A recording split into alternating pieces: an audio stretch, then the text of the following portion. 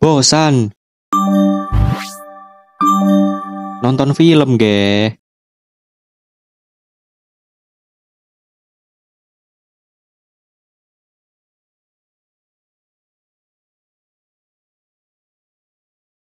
Anak pang ini bernama Brian. Brian baru saja tiba dari luar kota dan langsung menghadiri acara pang di kota Amarillo, Texas. Dalam acara itu, Brian bertemu dengan temannya yang sudah menunggunya pulang dari luar kota. Selain itu, Brian juga bertemu dengan kakak kandungnya yang bernama Jason. Untuk menikmati kedatangan Brian, mereka semua meminta Brian untuk bernyanyi di atas panggung dan membuat acara ini semakin meriah. Cheers, bro.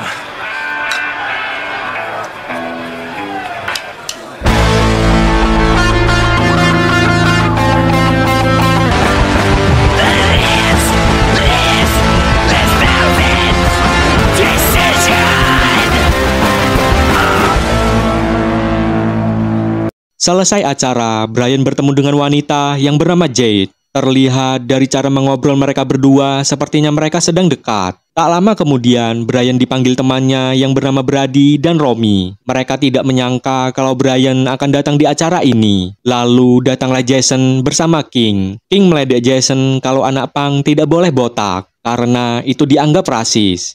Tell this asshole that skinheads are racist. The shit was started way before any of that racist shit came around.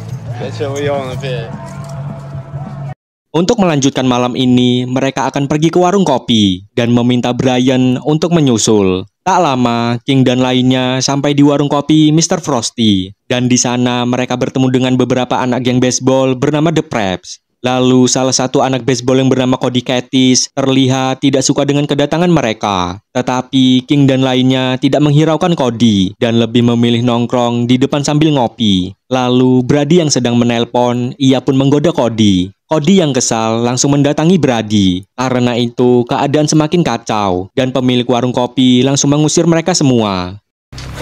What bitch? What bitch? What bitch? Don't bash her dog.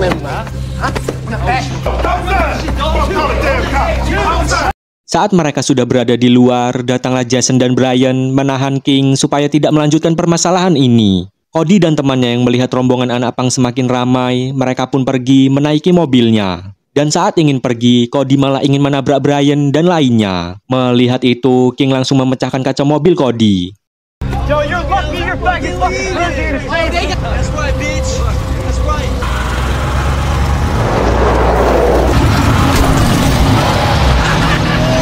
Pagi harinya, terlihat Brian bertemu dengan Herschel. Herschel datang untuk menagih uang sewa gedung yang saat ini ditempati oleh Brian dan temannya. Karena sering menunggak uang sewa, Brian hampir saja diusir oleh Herschel. Lalu Brian meminta waktu 1 minggu untuk melunasi semua uang sewanya. Herschel yang baik hati, ia pun memberikan kesempatan itu kepada Brian.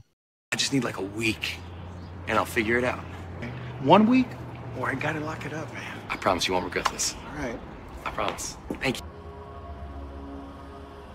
Karena baru saja pulang dari luar kota, kini Brian bertemu dengan kedua orang tuanya di rumah. Walaupun anak-anaknya menjadi anak pang, kedua orang tua Brian dan Jason sangat menerimanya dengan baik. Singkat cerita, Jason dan Brian sedang mengerjakan tiang rambu yang tulisannya mencerminkan anak pang. Brian berencana untuk memasang tiang itu di setiap sudut kota. Lalu Brian berpamitan pada Jason untuk pergi ke rumah Herschel. Brian datang ke rumah Herschel untuk membayar uang sewa gedung yang sebelumnya masih kurang. Sesampainya Brian di rumah Herschel, ia pun memasukkan amplop berisi uang ke dalam kotak surat dan meninggalkannya begitu saja. Lalu Brian yang ingin menuju base camp, saat di perjalanan ia bertemu dengan geng The Preps. Parahnya, Brian dilempar botol minuman oleh geng The Preps, yang membuat kepala Brian hingga bocor.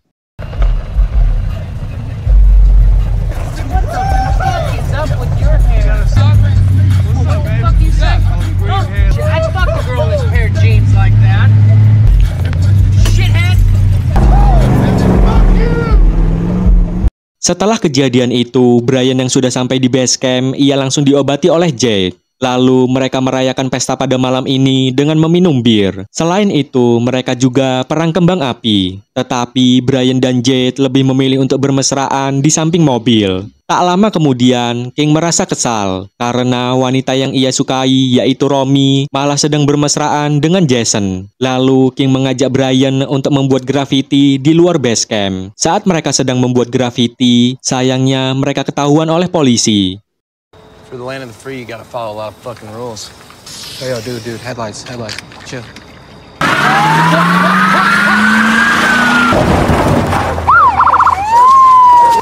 Just gotta outrun your ass. Oh shit, I think we did it, bro. To the APD, we know you're in there. Brian dan King diikuti polisi sampai ke base camp mereka. Ditambah lagi, polisi itu semakin ramai dan meminta mereka semua untuk keluar. Karena mereka tidak mau keluar, polisi itu mematikan lampu base camp mereka dan langsung masuk secara paksa untuk menangkap mereka semua. Dude, some of the power, dude. On the ground! On the ground now! Stop moving! You hear me? On the ground now! Fucking pig, get the fuck off me! Yeah, that's a big now. Are you caught? Spread them, sweetheart. The fuck off her! You wanna die tonight, motherfucker?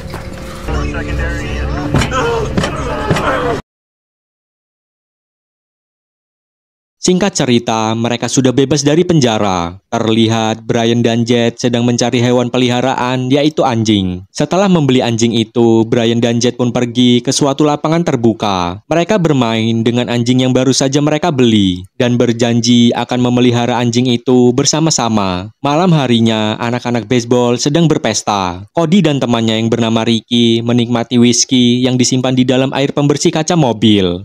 Here, motherfucker. Come on, put your mouth up on that thing. You're ruining my goddamn presentation. Man, what the hell? Is that fucking whiskey? It's fucking expensive stuff, so be goddamn appreciative, okay? Tak lama, polisi datang dan membubarkan mereka semua. Mau tidak mau, mereka semua pun langsung bubar. Cody bersama 3 temannya pergi meninggalkan tempat itu dan menuju rumahnya. Tetapi berbeda dengan Ricky, yang malah bikin kerusakan di jalanan. Selain itu, Ricky mendatangi base camp anak-anak punk. King yang sedang di base camp sendirian, ia pun dikagetkan dengan kaca yang tiba-tiba pecah karena ulah dari Ricky.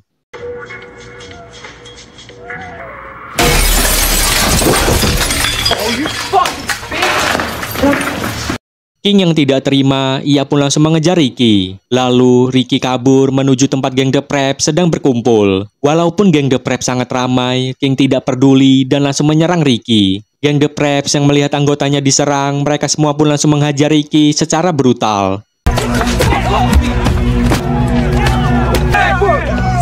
Settle down.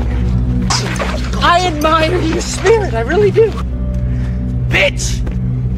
Ain't on your face.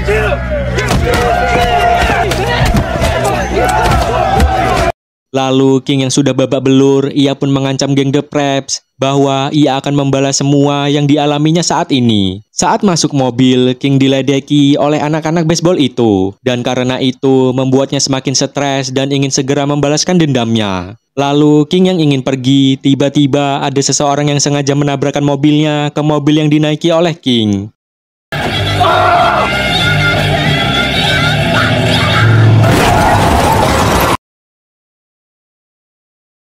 Singkat cerita, Brian dan lainnya tiba di base camp. Mereka melihat base camp sudah hancur berantakan dan juga King yang sudah babak belur. King mengajak Brian dan lainnya untuk balas dendam kepada geng The Preps. King sangat kesal karena mereka selalu dianggap remeh oleh geng The Preps. Mendengar itu, mereka semua pun setuju. Jade sebenarnya melarang mereka untuk balas dendam. Tetapi Brian yang marah, ia pun tetap memaksa untuk balas dendam. Sesampainya di sana, Brian dan lainnya langsung menyerang geng The Preps.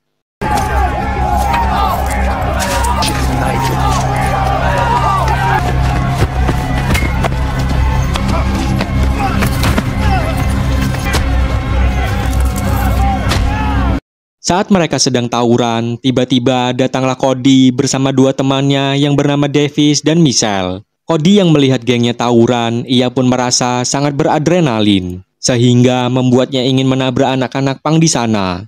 Davis dan Michelle sebenarnya sudah melarang Cody dan menganggap kelakuan Cody bisa membahayakan nyawa seseorang. Tetapi Cody semakin liar dan sampai di mana Cody melihat salah satu anak pang, yaitu Brian. Cody mengejar Brian menggunakan mobilnya dan sengaja menabrakkan mobilnya ke arah Brian. What are you doing?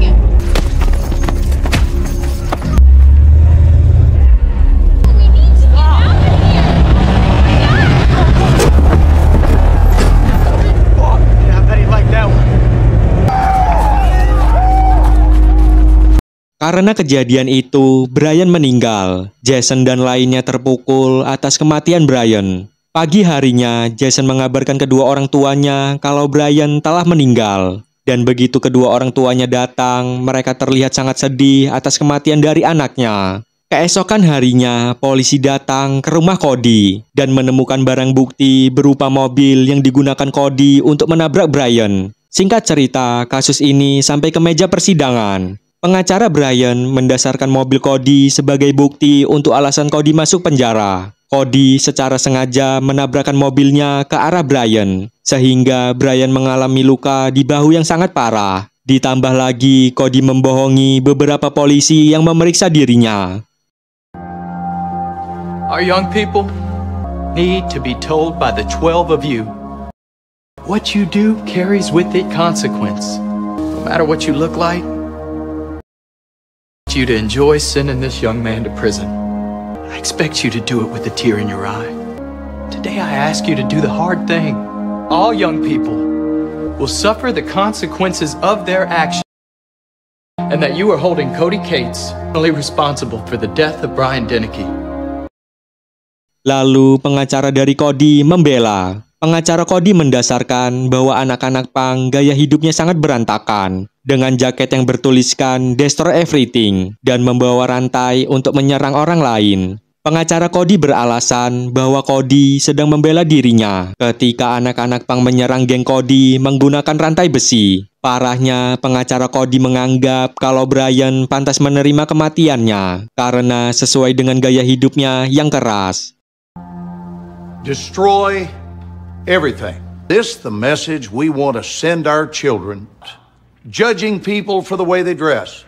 When those punks brought bats and chains, kill and maim those high school students. Something happened to Brian Deneke. You that he was destined to die the way he did.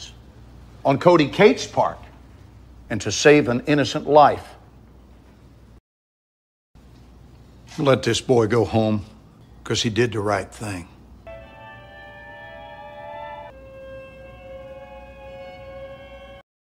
Akhir dalam persidangan ini dengan penetapan hakim bahwa Cody dinyatakan tidak bersalah. Hakim menganggap bahwa kasus ini pembunuhan secara tidak sengaja.